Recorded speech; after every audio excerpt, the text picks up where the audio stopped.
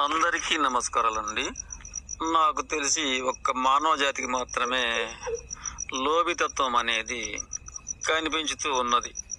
అలాగే అజ్ఞానంతో కూడిన భయము. వీటి వలన మానవ జాతి పూర్తిగా అధోగతి పాలయ్యాడు. కనుకనే మానవ జాతి అంతా కూడాను క్రూర మూర్ఖ స్వార్థులకు తోలుబొమ్మల్లాగా బలి అయిపోయారు. కారణం అజ్ఞానాన్ని విడదీసుకోలేకపోవడం. అటు అజ్ఞానాన్ని బలపరిచేది స్వార్థం. ఇటు మార్గాన మానవుడు గొప్పగా బ్రతుకుతున్నానని భ్రమిస్తూ ఉన్నాడు. నిజానికి గాఢ జ్ఞానాంధకారంతో కూడిన బానిసలా మారిపోయాడు.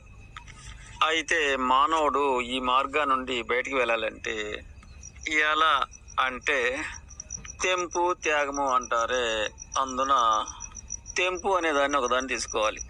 అయితే తెంపు అనేది అంత త్వరగా రాబోదు. స్వార్థానికి కాస్త దూరంగా ఉండగలగాలి.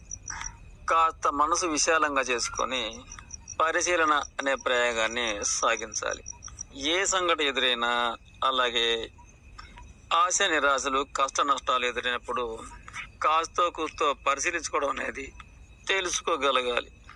ఆ పరిశీలన ద్వారా దాని యొక్క ప్రతిఫలం అనేది తెలుసుకోవచ్చు. అలా కాక అందరూ భయపడుతున్నారని మనము భయపడకూడదు. అందరూ నమ్ముతున్నారని మనం నమ్మకూడదు. అందరూ కూడబెడుతున్నారని మనం కూడబెట్టకూడదు. అందరూ ఆచరిస్తున్నారని మనం ఆచరించకూడదు. ఈ విధంగా ధనికులు చేస్తున్నారని, వృద్ధులు చేస్తున్నారని కనుక మనం కూడా చేయాలేమో అనుకోకూడదు. వారికి పరిశీలన జ్ఞానం లేకపోబట్టి పరిశీలన ద్వారా ప్రతిఫలం తెలిసిన తర్వాత ఇక తెంపు అనేది ఖచ్చితంగా ఆచరించాలి. అయితే తెంపు అనేది కూడాను అన్ని కోణాల నుండి కూడా ఉంటుంది. భయభక్తులు, ఆశ నిరాశలు, కష్ట సుఖాలు, స్వార్థాలు, ఇలా ఇవన్నీ కూడాను అన్ని కోణాల నుండి కూడా ఉంటాయి. ఇక వీటన్నిటిపై పరిశీలన సాగించి అటువంటి ప్రతిఫలాలపై తెంపు చేయగలిగినప్పుడే ప్రతి సమస్యలో కూడా ధర్మమైన విశ్వరహస్యాలు తెలుసుకోగలుగుతాం. ఉదాహరణకు మన మానవులలో ఎవరైనా వృద్ధులే చనిపోతే ఇక అట్టి వారింటికి పోకూడదు, వారిని రానివ్వకూడదు, అంటుకోకూడదు. అది ఏమిటని పరిశీలించకుండా అందరూ ఆచరిస్తున్నారు, మనం ఆచరించాలి. అది అజ్ఞానంతో కూడిన భయము. అందరూ ఆచరిస్తున్నారు, మనం ఆచరించాలి. అలా కాక తెంపు మార్గాన పరిశీలన చేసుకోగలగాలి. అప్పుడు మనకేం కనబడుతుంది? ఏమీ ఉండదు. వాడు ఆపదలో ఉన్నాడు, తోటి మనిషిగా మనం ఆదుకోవాలి, దూరం పెట్టాలి కాదు. ఇది జ్ఞాన మార్గం. ఇలా తెంపు తీయకపోతే మాత్రం అధోగతి మార్గంలోనే ఉంటుంటాం అందరం. ఇక అలాగే అదే కాక భక్తి పేరుతో, భయం పేరుతో, దేవుడి పేరుతో, దెయ్యాల పేరుతో ఏవేవో కుయత్న ప్రయత్న ఆచారాలు ఆనవాయితీగా ఆచరించుకుంటూ వస్తున్నాము. అలా అందరం ఆచరిస్తున్నాము, అన్ని తరాలు ఆచరిస్తూ వస్తున్నాము. అది ఆచారము, సాంప్రదాయము అని పాటిస్తుంటామే. కానీ తెంపు చేసి పరిశీలించేవాడు కొడుకు లేడు. అజ్ఞాన అమాయకత్వంతో కూడిన భయాన్ని కాస్త దూరంగా పెట్టి తెంపు చేసి పరిశీలించగలిగితే దేవుడు ఎవరో, దెయ్యం ఎవరో తెలుస్తుంది. దెయ్యం అనేది ఎక్కడ ఉంది, ఎవరికి కనిపించింది, ఎవరిని ఏం చేసింది, అలా చేసిన దాన్నే చెప్పిన వారికి ఎంతవరకు నిజము, తిట్టిందా, కొట్టిందా, సొమ్ము లాక్కుందా, లేక కరిసిందా, చంపిందా, ఇటువంటిది ఎవరికి ఏనాడు జరగలేదు కదా.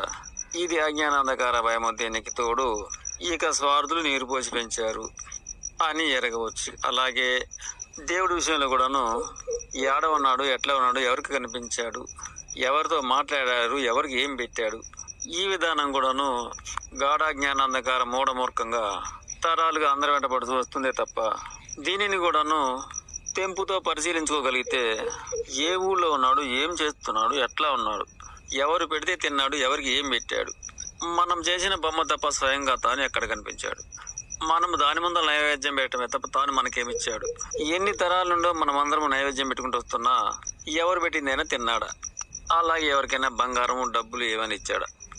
ఇది అజ్ఞానాంధకార మూఢత్వ స్వార్థమే తప్ప జరిగిన దాఖలాలు మచ్చుకు లేవు కదా.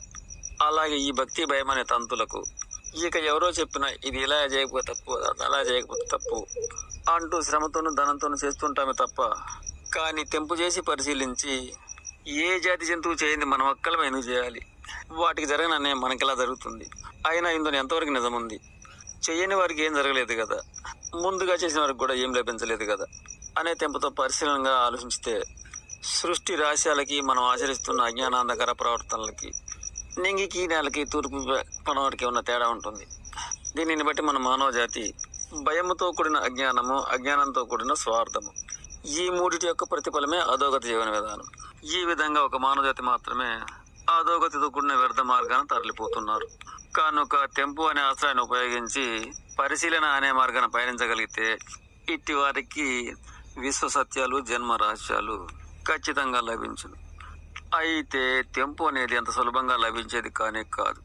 అది కూడాను గొప్ప అదృష్టమైన వరంగానే లభించాలి తప్ప అందరి చెంతకు అంత సులువుగా చేరబోదు.